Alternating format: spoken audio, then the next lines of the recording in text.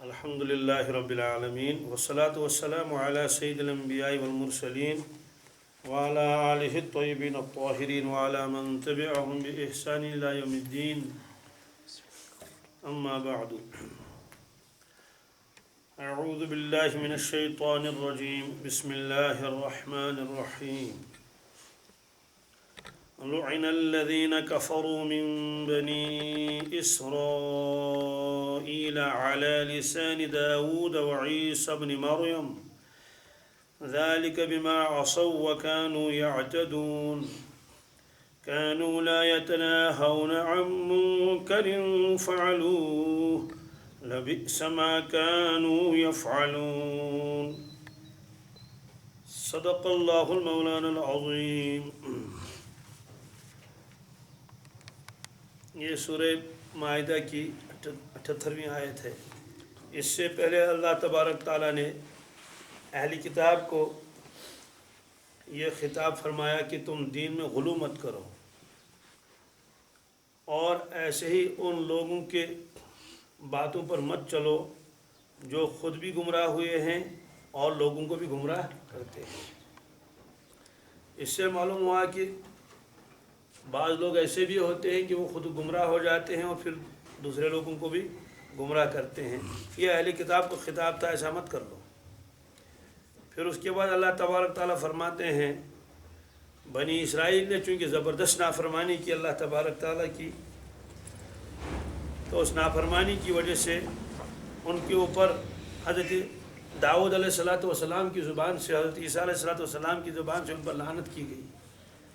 لعنت کرنے کا مطلب یہ ہے کہ پھر تورات میں بھی اور زبور میں بھی ان کے اوپر لعنت کی آیتیں نازل ہوئیں. جیسے قرآن پاک میں ہے فلعنت اللہ علی الکافرین، ایسے لعنت اللہ علی الکاذبین. اس طرح سے بنی اسرائیل کے اوپر لعنت کے الفاظ زبور میں اور انجیل میں موجود ہیں.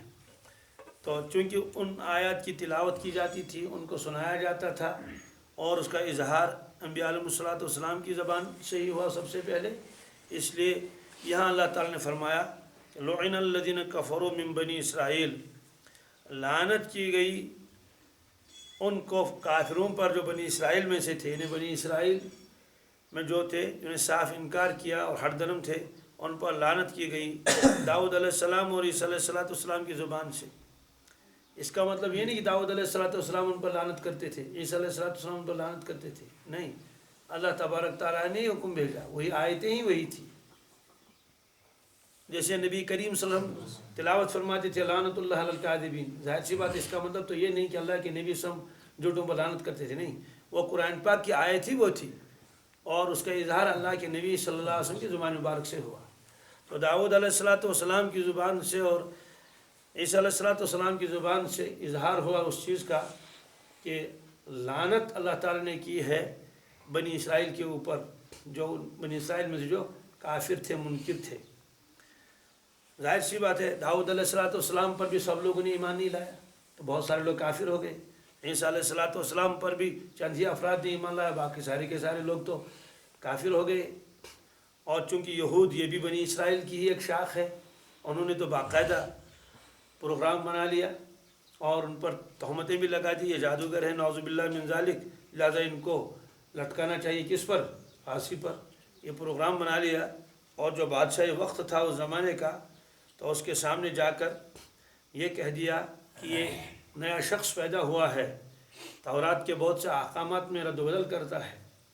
حالانکہ وہ تو تورات کی تصحیح کرتے تھے کہ تورات کو تم لوگوں نے بدل دیا ہے، اصل حکم تو یہ ہے.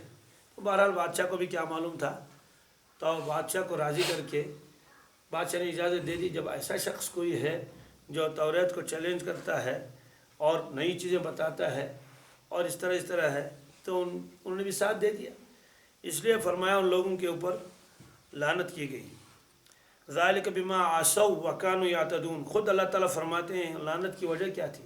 ذالک یہ اس لیے سے یہ لعنت اس لیے ہوئی بما عصوا بسبب اس کے انہوں نے نافرمانی کی، وکانوا یعتدون اور وہ حد سے آگے نکل جاتے تھے. यातदून, यानी ये उनकी आदत बन गई थी। अल्लाह ताला बचाए। इससे मालूम हुआ कि जब आदमी नाफरमानी कर लेता है और बार बार हदूद को तोड़ देता है तो अल्लाह ताला बचाए, उसकी वजह से, उन बुरे कामों की वजह से लानत का मुस्तहिक हो जाता है। और बाज़ मरतबा तो उस वक़्त ईमान भी उसके पास नहीं रहता। जैसे रसूलुल्लाह सल्लल्लाहु अलैहि वसल्लम ने फरमाया, शराब पीने वाले पर लानत, शराब पिलाने वाले पर लानत, शराब बेचने वाले पर लानत, शराब खरीदने वाले पर लानत, शराब लादने वाले पर लानत। शराब लादने वाले का मतलब ये है कि एक आदमी खुद शराब नहीं पीता है, लेकिन वो कहीं से अपने गाड़ी में शराब की बोतलें दूसरी जगह ले जाता है।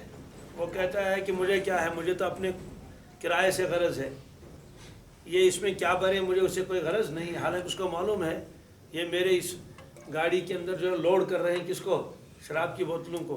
तो अगर कोई ऐसा होगा, सोमो वाला ऐसा होगा, और ऐसे टाटा मोबाइल वाला ऐसा कोई होगा, गाड़ी वाला ऐसा होगा जो एक जगह से दूसरी जगह तक इन नशावर चीज़ों को ले जाता है, शराब को ले जाता है, तो वो ये ना समझे कि मैं तो अपना कारोबार करता हूँ, मैं खुद शराब पीता नहीं, ख़रीदता नहीं। लेकिन अल्लाह के नबी सल्लल्लाहु अलैहि वसल्लम ने फरमाया इस पर भी लानत है। क्यों? इसलिए अगरचे शराब पीता नहीं है, लेकिन ये शराब लादता है, शराब एक जगह से दूसरी जगह पहुंचाता है। इससे मालूम हुआ जो आदमी गुनाहों के कामों में दूसरों के लिए मुआविन बनता है, दूसरों के लिए मददगार बनता है, तो वो भी गुनाहगार है। किताबों में साफ लिखा है कि जंग के मौके पर क्या, अगर कोई आदमी मुसलमानों के दुश्मन के हाथ हथियार फरोख्त करता है, वो भी गुनाहगार है। हालांकि उसकी तो दुकान है वहाँ, वो तो दुकान में वो चीज़ें बेचता है, लेकिन उसको मालूम है ये लोग जो ले जा रहे हैं ये मुसलमानों के ख़िलाफ़ इसको इस्तेमाल कर रहे हैं, तो उसके लिए वो चीज़ उनके हाथ बेचनी बिल्कुल जायज़ नहीं। हालांकि वो चीज़ फी नफ्सी तो बेचनी जायज़ है ना, जब उसको मालूम है। मसलन एक आदमी जो है चूहे की दवाई बेच रहा है, हालांकि वो तो चूहों के लिए है, लेकिन उसको मालूम है ये शख्स जो आ रहा है दवाई लेने के लिए ये गड़बड़ कर लेगा, कहीं जाकर फलान जगह को ग़िज़ा में मिलाएगा जिससे इतने अफराद मर जाएंगे। तो अगर उसको ये मालूम है तो बस उसके हाथ में हाथ बेचना भी ये जायज़ नहीं है। हालांकि कारोबार तो उसके लिए जायज़ है। फिर जो चीज़ सराहतन हराम हो तो अंदाज़ा लगाइए उसको बेचना ख़रीदना कैसे जायज़ हो जाए, हराम है ये। इससे मालूम हुआ कि जो लोग ईद के दिन वो पटाखे छोड़ते हैं, बंगोले छोड़ते हैं और क्या आतिशबाजियाँ करते हैं, उसमें अगरचे एक आदमी खुद ये काम नहीं करता लेकिन दुकान लगा रखी उसकी, तो उसके सारी कमाई हराम की, सारी कमाई जी। और जितने लोगों को तकलीफ़ें पहुंचेंगी उसकी वजह से, और मुसलमानों के बच्चों के पैसे ज़ाय हो जाएंगे, वो सारा गुनाह उसके सर पर लिख दिया जाएगा। तो ये फरमाया ज़ालिक बिमा असौ व कानू यातदून, ये लोग नाफरमानी करते थे और हद से निकल जाते थे। हद से यानी हद से निकलना इनकी आदत मुस्तकिल बन गई थी, मुस्तकिल आदत बन गई थी। मतलब ये है कि बार बार तबलीग के बावजूद सुनाने के बावजूद ये लोग उससे बाज नहीं आते थे। इससे उन लोगों को इबरत लेनी चाहिए जो बार बार दीन की बात सुनते हैं और किसी चीज़ से उनको मना किया जाता है लेकिन फिर वो उससे बाज नहीं आते हैं। बहुत ख़तरे की बात है। अब अल्लाह तबारक तआला फरमाते हैं कानू ला यतनाहौना अन मुनकरिन फ़अलूहु, कानू ला यतनाहौना अन मुनकरिन फ़अलूहु, जो काम वो करते थे, बुरे काम जो करते थे, तो वो उस बुराई से बाज नहीं आते थे। ला यतनाहौना, नहीं बाज आते थे, अन मुनकरिन, उन बुराइयों से, फ़अलूहु, जिनको वो करते थे। इन्हें बार बार समझाया जाता था, उनको बताया जाता था, वाइज़िन उनको समझाते थे ये हराम है, ये नहीं कर सकते आप। वो बस एक कान से सुन लिया दूसरे छोड़ते फिर भी वो कर लेते थे, तो इस वजह से भी उनके ऊपर लानत हो गई। एक मतलब तो ये है। दूसरा मतलब ये है कि वो ख़ुद भी एक दूसरे को बुरे अमाल से रोकते नहीं थे। इन्हें एक तो है कि बुरे अमाल से रुक जाना, एक तो दूसरे को भी नहीं बताते थे। इससे मालूम हुआ कि मुसलमानों के ज़िम्मे है कि वो लोगों को इसकी तबलीग कर लें कि ये चीज़ हराम नाजायज़ है, और जब सुन लिया एक मतलब दो मरतबा तो नाफरमानी को छोड़ देना चाहिए। और जो लोग मुब्तला हैं इसमें बुराइयों में, और फिर दूसरी बात यह है कि एक दूसरे को भी मना नहीं करते हैं حالانکہ ان کو تو حکم ملا تھا کہ تم ایک دوسرے اس کو کیا کر لو، منع کر لو. بہت خطرے کی بات ہے.